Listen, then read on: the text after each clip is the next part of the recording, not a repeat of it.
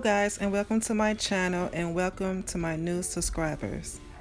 Today I'll be making some smothered pork chops.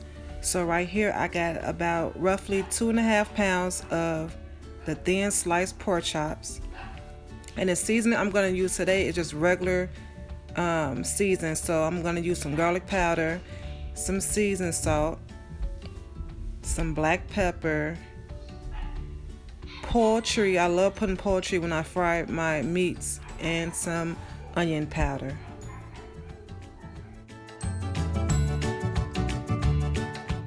So after I wash my pork chops off, I'm going to put a little bit of oil so my seasoning can stick. Remember guys, you can use whatever seasoning you want on your meat.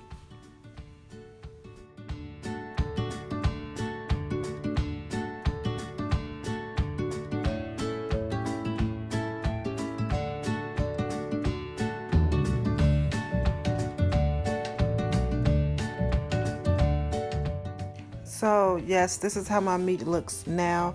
I used a lot of powder and a little seasoning salt because I'm going to season my gravy really well. So what I did, just put some regular flour in a bag. I did not season the flour because I didn't have to. I'm going to put around 4 pork chops in my pan. Just don't overcrowd it. So I fry my pork chops like 5 minutes on each side because they're very, very thin.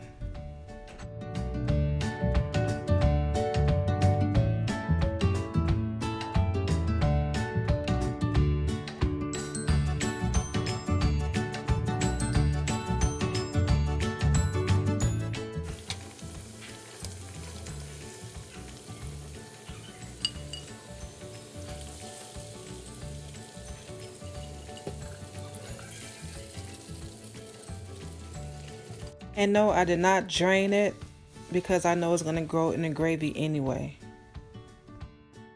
So I grabbed me some onions and some bell peppers. You can just use onions, or if you don't like the onions and bell peppers, you don't have to put it in there. You can just keep all of that out.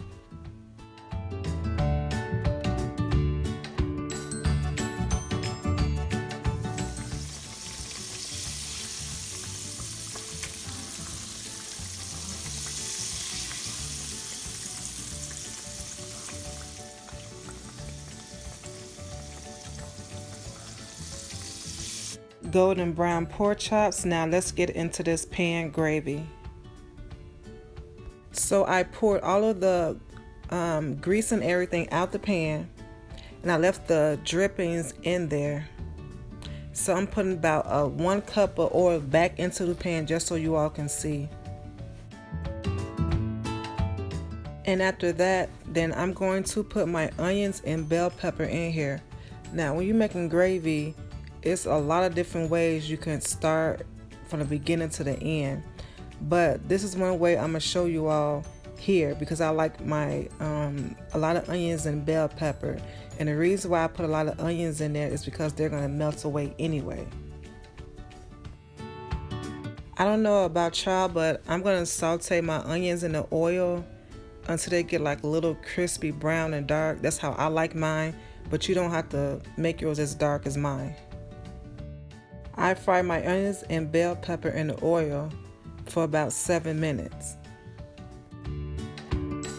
I added about another tablespoonful of oil. You don't have to. I only did it because I have a lot of onions in my pan.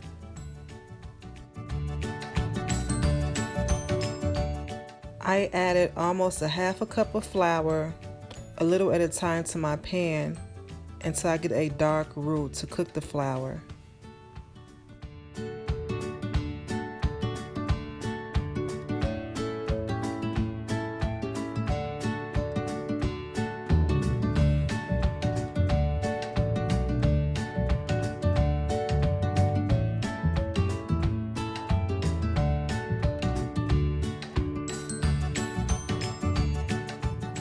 So after I got the roux to the color I wanted, I added about 4 cups of water, maybe 3.5, 4 cups of water.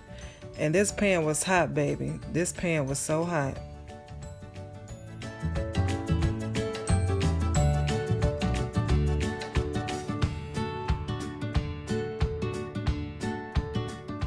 And I love using a whisk to stir my gravy, but you can use a spoon or a fork or anything you have.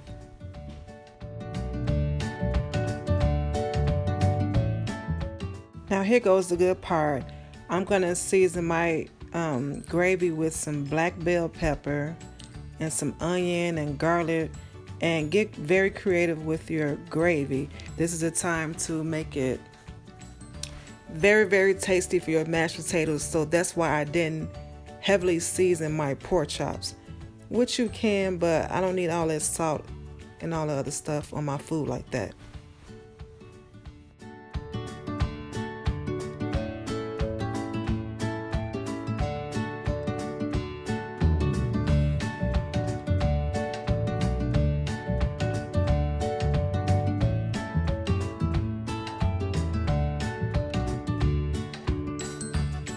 So as I'm seasoning and everything, I have let it simmer for about 8 to 10 minutes. And remember, add water as you need. I had to do a little taste test and it needed just a little more seasoning, so I chose to put the chicken bouillon cube seasoning in there.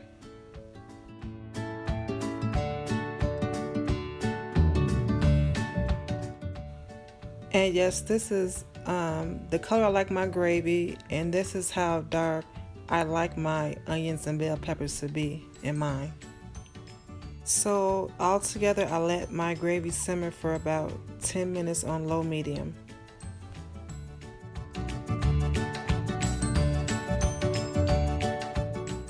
So now I'm going to add my pork chops, and remember, the longer you let your gravy sit, the thicker it gets, so you may have to go back in sometimes to just add a little more water.